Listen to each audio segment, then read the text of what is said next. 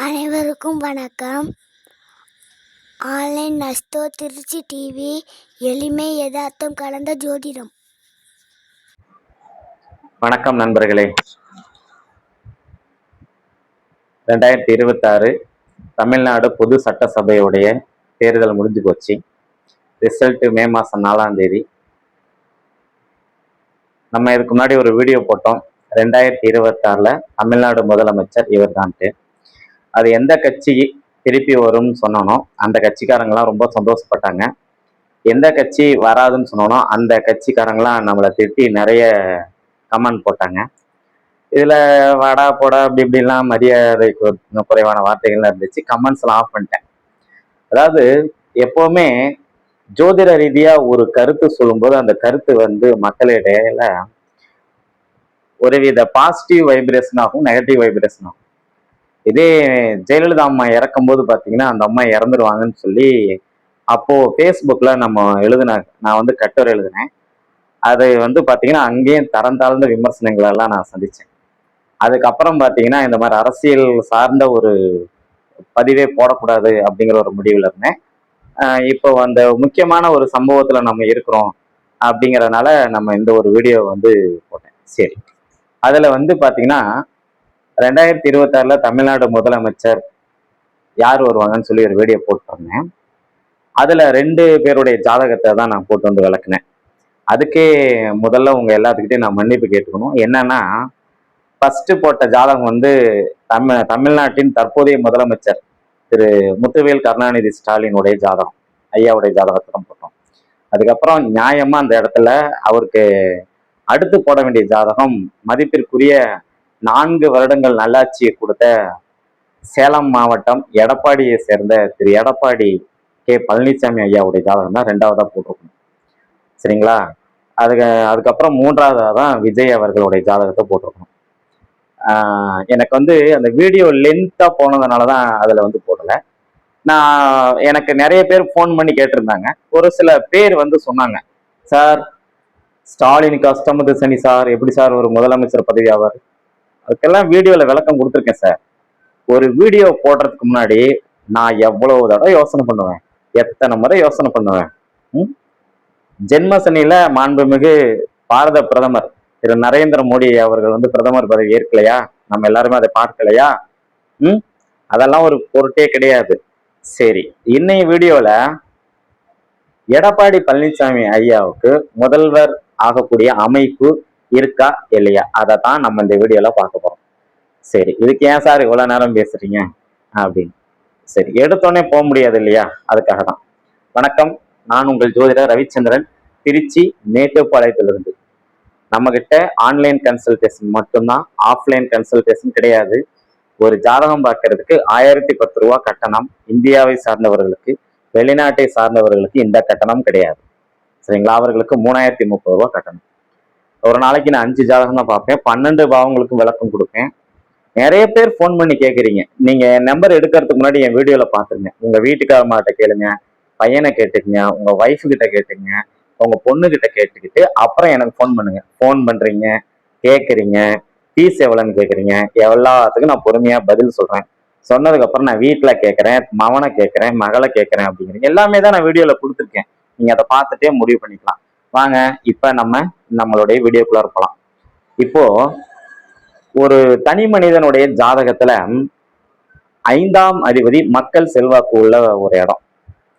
அந்த 5ஆம் அதிபதி மக்கள் செல்வாக்கும், 10ஆம் இடங்கிறது ராஜ்யஸ்தானம்.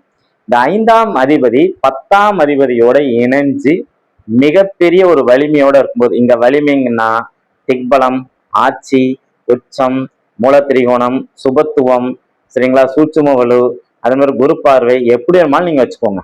அதை பத்தி எந்த வித பிரச்சனையும் கிடையாது. இதுதான் அந்த ரூல். ஸ்டாலின் ஐயாவுடைய ஜாதகத்துல 5-10 அதிபதி எப்படி கனெக்டிங் ஆயிருக்கிறாருன்னு அந்த வீடியோல கொடுத்துருக்கேன். அந்த வீடியோ பார்க்காதவங்களுக்கு இந்த வீடியோவுடைய டிஸ்கிரிப்ஷன்ல அந்த வீடியோவுடைய லிங்க் தரேன். ஓகேங்களா? அதை பிடிச்சி நீங்க போய் பார்த்துங்க. அந்த 2026 தமிழ்நாடு முதலமைச்சர் யாருன்னு சொல்லி ஒரு வீடியோ போட்டிருக்கேன். 2026 தமிழ்நாடு முதலமைச்சர் இவர் தான் சொல்லி போட்டிருக்கேன், யாருன்னு சொல்லி போடல, இவர் தான் சொல்லி போட்டிருக்கேன். சரி, அந்த அமைப்புல அந்த வீடியோ லிங்க் கொடுத்துருக்கேன், நீங்க போய் அதை பார்த்துக்கலாம். அதுல இந்த 5ஆம் அதிபதி மக்கள் தொடர்பு, 10ஆம் இடம் வந்து ராஜ்யஸ்தானம். இந்த 5ஆம் அதிபதி 10ஆம் இடத்துல போய் சேர்ந்து வலிமை பெறும் போது கண்டிப்பாக அவர்கள் தான் மிக உன்னத பதவிக்கு போறாங்க. தமிழ்நாடு முதலமைச்சர் டாக்டர் கலைஞருடைய ஜாதகத்திலையும் இந்த அமைப்பு இருக்கு. தமிழ்நாட்டினுடைய முன்னோர் முதலமைச்சர் மாண்புமிகு புரட்சி தலைவர் அம்மா அவர்களுடைய ஜாதகத்திலே இந்த அமைப்பு இருக்கு. இப்ப ஆண்டுகிட்டு இருக்கக்கூடிய முத்துவேல் கருணாநிதி ஸ்டாலின் ஐயா ஜாதகத்திலே அந்த அமைப்பு இருக்கு. இதற்கு முன்னாடி ஒரு 4 வருடம் நல்லாட்சி தந்த எங்கள் மாவட்டத்துக்கு பக்கத்து மாவட்டமான சேலம் மாவட்டத்தின் மைந்தர் திரு எடப்பாடி பழனிசாமி ஐயாவுடைய ஜாதகத்திலே அந்த அமைப்பு இருக்கு. இந்த 5ஆம் அதிபதி 10ஆம் இடத்தோட தொடர்பு கொள்ளாத யாரும் தயவு செஞ்சு இதை நீங்க நிறைய பேர் பாக்குறீங்க. எனக்கு ஒரு ஜட்ஜு ஒருத்தர் ஃபோன் பண்ணி என்கிட்ட பேசினார். சார் உண்மையாலுமே அந்த விதிகள் சூப்பர் சார், அந்த மாதிரி விதிகள் இருக்கிறவங்க தான் தமிழ்நாட்டை ஆட்சி பண்ணியிருக்காங்க, அதை நீங்க சொன்னதுக்கு ரொம்ப நன்றின்னு எனக்கு ஃபோன் பண்ணி சொன்னார். ஒரு நம்பர் என்கிட்ட இருக்கு, ஓகேங்களா? அப்ப நம்ம அந்த வீடியோ போட்டவொடனே நிறைய நல்ல கமெண்ட்ஸுமே வந்துருந்துச்சு. சரி, இப்ப திரையில வந்து நம்ம எடப்பாடி கே பழனிசாமி ஐயாவுடைய ஜாதகம் திரையில் காண்பிக்கப்படுது. இதுல வந்து பாத்தீங்கன்னா அவருடைய பிறந்த தேதி மாதம்லாம் கொடுக்கல. ஏன்னா நம்மளுடைய வீடியோ பாக்குறவங்க என்னை விட மிகப்பெரிய புத்திசாலின்னு எனக்கு தெரியும். ஒருத்தர் என் வீடியோ பார்த்துட்டு, சார் நீங்க ஒரு வீடியோ போட்டிருந்தீங்க, அந்த வீடியோவுடைய டேட்டு மட்டும்தான் போட்டிருந்த, டேட்டு போடல, டைம் போடல, ஆனா நாங்க எடுத்துட்டோம் சார் அப்படின்னாரு. சார் என்ன சார் பிரச்சனை? அதெல்லாம் ஈஸியா எடுக்கலாம் சார். சூரியன் இருக்கிற மாசத்தை அழகா எடுத்துடலாம், ஆங்கில மாதமா எடுத்துடலாம், தமிழ் மாதத்தை மாத்தி ஆங்கில மாதமா கன்வெர்ட் பண்ணி எடுத்துடலாம். குரு இருக்கிற வீட்டை வச்சு வருஷத்தை எடுத்துடலாம், சனி பகவான் இருக்கிற வருஷத்தை வச்சு கூட வருஷத்தை எடுக்கலாம், ராகுகேது இருக்கிறத வச்சு கூட வருஷத்தை எடுக்கலாம், சந்திரனை வச்சிருக்கிறத வச்சு மாசத்தையே எடுத்துக்கலாம் சார். என்ன சார் இது ஒரு பெரிய கஷ்டமா? இப்போ நான் அப்படிதான் கொடுக்க போறேன். இங்க திரையில தோணக்கூடியது எடப்பாடி பழனிசாமி ஐயாவோட ஜாதகம். அவர் பிறந்தது ரிஷப லக்னம், லக்னத்திலேயே குரு திக்பலம் பெற்றிருக்கிறார். 2வது இடத்துல வந்து பாத்தீங்கன்னா கேது பகவான் அமர்ந்திருக்கிறார்.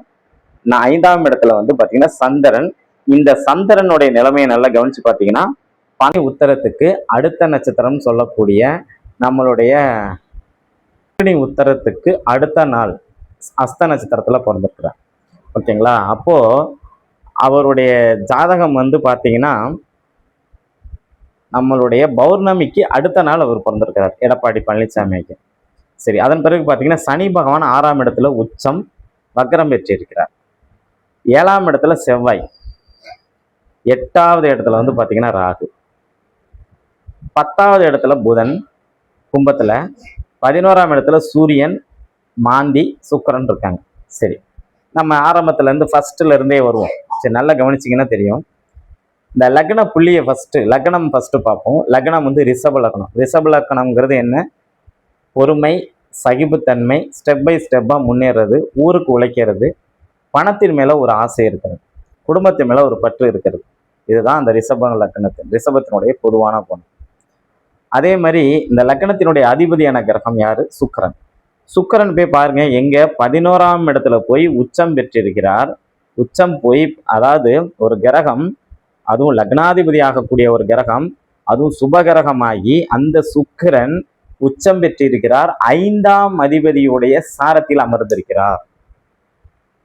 ஃபர்ஸ்ட் பாயிண்ட்லயே உங்களுக்கு வந்திருக்கும். 5ஆம் அதிபதியுடைய நட்சத்திரத்துல லக்னாதிபதி அமர்ந்திருக்கிறாரு, அவரு போய் உச்சம் பெற்றிருக்கிறார். இது மிகப்பெரிய யோகம் இல்லையா? சரிங்களா? சரி, அதன் பிறகு இவருக்கு லக்ன புள்ளி கொடுத்த கிரகம் வந்து பாத்தீங்கன்னா ரோகிணி நட்சத்திரம். ரோகிணி வந்து சந்திரனுடைய நட்சத்திரம். இந்த லக்னத்துக்கு தைரியம், வீரியம், முயற்சி, முன்னேற்றம் இதை கொடுக்கக்கூடிய ஒரு அமைப்பு தான் 3ஆம் பாவம். அப்ப அந்த 3ஆம் பாவத்தினுடைய அதிபதியான சந்திரனுடைய அமைப்புல லக்ன புள்ளி அமர்ந்திருக்கு. அவர் இயற்கையிலேயே பௌர்ணமி சந்திரனுக்கு அடுத்த திதியான பிரதமையில பிறந்திருக்கிறார். நல்லா புரிஞ்சுக்கணும். லக்னாதிபதி 5ஆம் அதிபதி சாரம் வாங்கி உச்சத்துல இருக்கிறாரு. லக்ன புள்ளி கொடுத்த கிரகம் ரோகிணி நட்சத்திரம். அந்த ரோகிணி நட்சத்திரத்தினுடைய அதிபதி சந்திரன் பௌர்ணமி சந்திரனா உட்கார்ந்துருக்கிறாரு கன்னி ராசியில. இந்த கன்னி ராசிக்கான ஒரு அமைப்புல அவர் மிக வலிமையோட இருக்கும்போது அங்கிருந்து சந்திரன் 7க்கு 7ஆக இங்க 13 டிகிரி கன்னி ராசிலையும் வெறும் 17 டிகிரியில சுக்கிரன் அங்க மீன ராசியில இருக்காங்க. 2 பேரும் சமசப்தமா 4 டிகிரிக்குள்ளார் விலகி பாக்குறாங்க. அப்ப சந்திர அதியோகத்துல லக்னாதிபதி மிகவும் வலிமையுடன் இருக்கிறார். லக்னத்தில் 8ஆம் அதிபதி லக்னத்தில் வந்து திக்பலம் பெற்றிருந்தாலும் அவர் ஒரு சுப கிரகம் இருந்தாலும் இந்த லக்னத்துக்கு ஆதிபத்திய விசேஷம் இல்லை.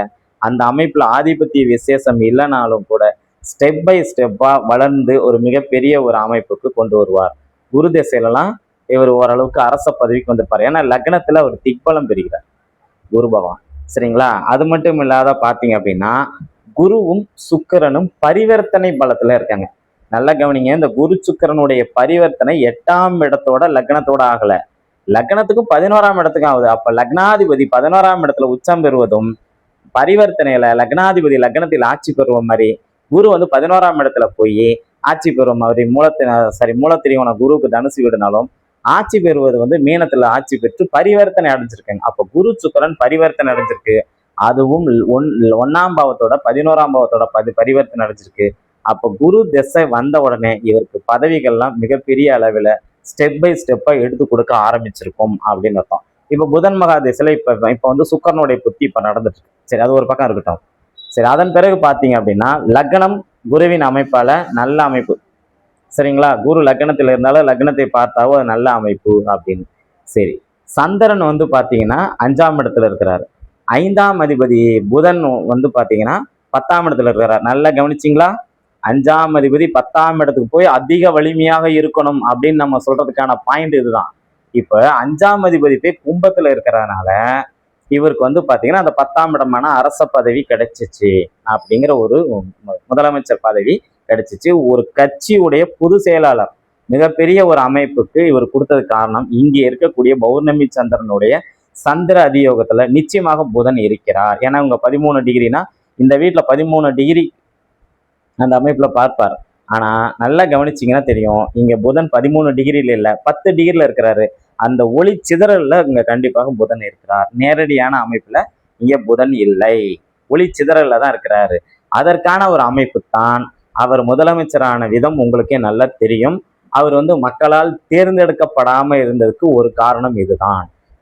இன்னொரு முறை எடப்பாடி பழனிசாமி ஐயா முதலமைச்சர் ஆனார்னா அதுவுக்கும் இன்னொருத்தங்களுடைய தயவால தான் அவர் முதலமைச்சர் ஆவார் அப்படிங்கிறதான் இந்த சந்திர அதியோகத்துல புதன் வந்து பாத்தீங்கன்னா சந்திர அதியோகத்தினுடைய நேரடி பார்வையில் இல்லாம அந்த ஒளிச்சிதறல் இருக்கிறதுக்கான காரண கர்த்தா. சரி, 8ஆம் அதிபதியே வந்து லக்னத்துல உட்கார்ந்துருக்கு. அவர் 11ஆம் இடத்தோட தொடர்பு கொண்டு பரிவர்த்தனை ஆகி இருக்கக்கூடிய அமைப்பு நல்ல ஒரு ஆட்சி முறையை நிச்சயமாக கொடுத்துச்சு அப்படின்னு சொல்லலாம். சரி, 2ஆம் இடத்துல கேது இருக்கிறார். இந்த 2ஆம் இடத்துல கேது இருந்தாலும் கேது 2ஆம் இடம்னா தடை தாமதங்களை கண்டிப்பாக கொடுக்கும்னு சொல்லுவாங்க. ஆனா இங்க ஒரு விஷயம் கவனிச்சிங்கன்னா நல்லாவே தெரியும். இந்த புதன் வந்து பாத்தீங்கன்னா இந்த ஜாதகத்துல 10ஆம் இடத்துல தனிச்சுதான் இருக்கிறார். யாருடைய அதிகார வரம்புக்குள்ளாரையும் அவர் வந்து இல்லை. ஆனால் அதே நேரத்துல இங்க இருக்கக்கூடிய புதன் வந்து பாத்தீங்கன்னா சதய நட்சத்திரத்துல இருக்கிறார். சார் நல்லா கவனிங்க, எப்போ பணத்தோட ராகு தொடர்பு கொள்றாரோ அந்த பணம் எப்படி வந்திருக்குன்னு உங்களுடைய வியூகத்துக்கே விட்டுறேன். சரிங்களா? அதுக்குள்ள நம்ம டெப்தா போக வேண்டாம். சரி, இப்ப நம்ம முக்கியமான கண்டென்ட் பார்த்து மட்டும் வருவோம். இந்த 5ஆம் அதிபதியான அமைப்பு 10ஆம் இடத்தோட தொடர்பு கொள்ளனால ஒரு அரசை ஆளக்கூடிய அமைப்பு உண்டு. இந்த 2026ல உண்டா அப்படிங்கிற ஒரு கேள்வியை தான் நம்ம பார்க்க போறோம். சரி, இந்த லக்னத்தை பாருங்க, குரு மட்டும் பாக்குறாரு. லக்னத்தை குரு மட்டும்தான் பாக்குறாரு அப்படிங்கிற ஒரு அமைப்புல நம்ம பார்த்துட்டு இருக்கிறோம். ஆனா குருவை இங்க இருக்கக்கூடிய செவ்வாய் பார்க்கிறார். 1 டிகிரி விலகி குருவை செவ்வாய் பார்க்கிறார். அப்போ இங்க ஒரு விஷயம் என்ன நமக்கு தெரியுது? லக்னத்தோட குரு மட்டும் தொடர்பு இல்லை, லக்னத்தோட சுக்கிரன் மட்டும் தொடர்பு இல்லை, நிச்சயமாக இங்க செவ்வாயுடைய தொடர்பு இருக்கு. செவ்வாய் வந்து 7ஆம் பார்வையாக லக்னத்தையும் 8ஆம் பார்வையாக 2ஆம் இடத்தையும் அவர் பார்க்கிறார். நல்லா கவனிச்சிங்கன்னா இங்க தெரியும். எடப்பாடி திரு பழனிசாமி ஐயா பேசும்போது பாத்தீங்கன்னா அவருடைய பேச்சுல பாருங்க சில பல தடுமாற்றம் வரும். உதாரணத்துக்கு நான் ஒரே ஒரு விஷயம் மட்டும் சொல்றேன். இங்கே ஜோதிட ரீதியாக தான் நான் எந்த விளக்கமும் கொடுக்குறேன். தயவு செய்து என்னை விட அறிவான மனிதர்களே அதை புரிஞ்சுக்குங்க. 2ஆம் இடங்கிறது அழகா சரளமா பேசக்கூடிய ஒரு அமைப்பு. எப்படி தெரியுங்களா? அவர் பேசின ஒரே ஒரு விஷயத்த சொன்னேன். என்ன பழைய பழனிசாமி நினைச்சிங்களா? நல்லா கவனிங்க, அவர் பேசும்போது பழனிசாமிங்கிற ஒரு வார்த்தையில நீ வரவே வராது. அந்த நீயை கட் பண்ணது இங்க இருக்கிற செவ்வாயின் 8ஆம் பார்வை. கொஞ்சம் அவர் பேசுற அந்த விதத்தை கவனிச்சிங்கன்னா பாரத பிரதமர் திரு நரேந்திர மோடி ஐயா அவர்கள் அப்படின்னு பேசுவார். அந்த மாதிரி அவருக்கு அந்த பேச்சு வல்லமையை வந்து கொடுக்கக்கூடிய ஒரு அமைப்பை, பேச்சினுடைய திறமையை, அந்த பேசக்கூடிய அமைப்பை கொஞ்சம் தடுத்து கொடுக்கக்கூடிய வேலையை 2ஆம் இடத்துல இருக்கக்கூடிய கேது செவ்வாயின் 8ஆம் பார்வை வாங்கியதால் அவர் அந்த மாதிரி பேச வைக்கும். நல்லா கவனிச்சுங்க. இந்த இந்த விஷயம்லாம் கொஞ்சம் ஸ்டக் ஆகக்கூடிய தன்மை, அதெல்லாம் நம்ம ஜோதிட ரீதியாக நம்ம பார்ப்போம். அதே மாதிரி இந்த லக்கணத்துக்கு ராஜயோகாதிபதினு சொல்லக்கூடிய கிரகம் சனி பகவான். அவர் வந்து உச்ச வக்கரம் அடிச்சிருக்கிறார். சார் உச்சம்ங்கிறது நல்ல ஒரு விஷயம், ஆனா உச்ச வக்கரங்கிறது நீசத்துக்கு சமம், ஆனா நீசம் கிடையாது. நல்லா கவனிங்க. உச்சம் அடைஞ்சிருக்கிறது யோகம். அதுவும் யாருடைய சாரம் வாங்கி உச்சம் அடைஞ்சிருக்கிறாரு? ராகு பகவானுடைய சாரம் வாங்கி உச்சம் அடைஞ்சிருக்கிறார். நான் இதுல நல்லா கவனிச்சிங்கன்னா தெரியும், இந்த ஜாதகத்துல 5ஆம் அதிபதினு சொல்லக்கூடிய புதனும் ராகுடைய சாரம், சனி பகவானும் ராகுடைய சாரம் அப்படின்னு அர்த்தம். சரி, இந்த ராகு எங்க இருக்கிறாரு? 8ஆம் இடத்துல இருக்கிறாரு. அவர் குருவை போலவே செயல்படுவார். ஆனாலும் அது வந்து கோதண்ட ராகு, இழந்ததே மீட்டக்கூடிய ராகு. எப்படியாவது அடிச்சு பிடிச்சு நிச்சயமாக அவரும் முதலமைச்சர் ஆகி விடுவார். ஆனால் 2026 இல்லை. புரியுதுங்களா? 2026 அவர் ஆக மாட்டார் அப்படிங்கிற ஒரு விஷயத்த பார்ப்போம். சரி, அதன் பிறகு பார்த்தீங்கன்னா இந்த ஜாதகத்துல இருக்கக்கூடிய இன்னொரு பெரிய விஷயம், இப்ப பிரசண்டா அவர் நடக்கக்கூடிய ஒரு அமைப்பு வந்து பாத்தீங்கன்னா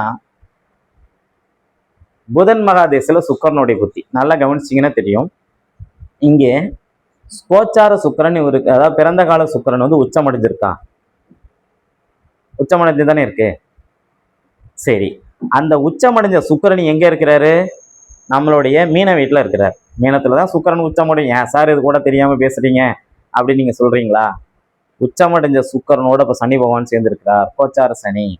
சரி, 5ஆம் அதிபதி 10ஆம் இடத்தோட சேர்ந்து இருக்கக்கூடிய கிரகம் புதன், கும்பத்துல, அதுவும் சதய நட்சத்திரத்துல. அதே வீட்டுல இப்ப ராகு இருக்கிறார்.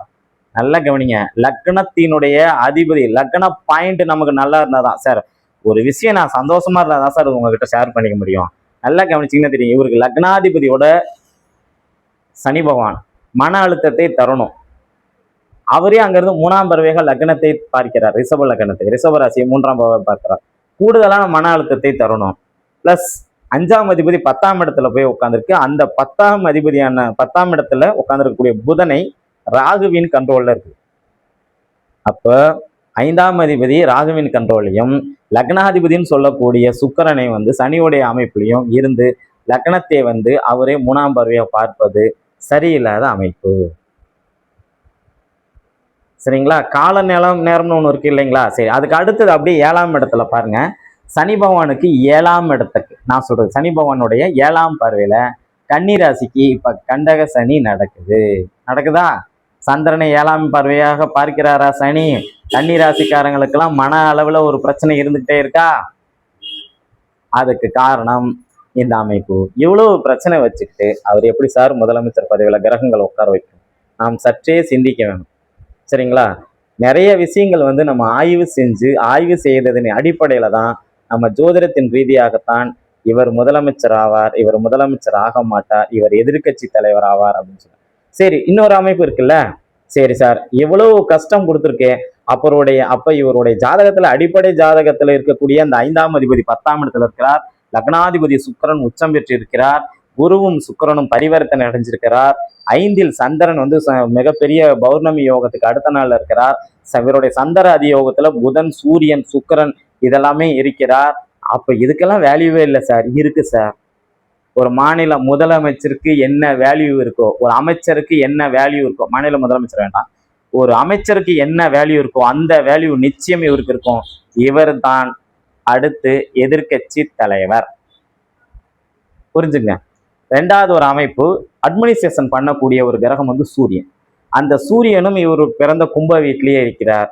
சாரி, மீன வீட்டில் இருக்கிறார். அந்த மீன வீட்டில் இருக்கக்கூடிய அந்த சூரியனையும், சூரியன் சனி இணைவு இருக்கு. அதனால இவருக்கு முதல்வர் பதவி கிடைக்காம போறதுக்கு வாய்ப்பு அதிகம். சரிங்களா? தோத்தாலும் ஜெயிச்சாலும் மீசையை முறுக்கிறது தான் தமிழனுடைய பண்பாடு. இவர் வந்து தோல்வி பெற்றாலும் அதில் ஒரு என்ன சொல்றேன்னா, அதுல ஒரு கௌரவம் இருக்கும். எதிர்கட்சி தலைவர் அப்படிங்கிற ஒரு அந்தஸ்தோட நிச்சயமாக எடப்பாடி கே பழனிசாமி ஐயா வீர நடை போடுவார் அப்படிங்கிறது தான் இந்த ஜோதிட ரீதியாக நாம் செய்யக்கூடிய ஒரு அமைப்பு.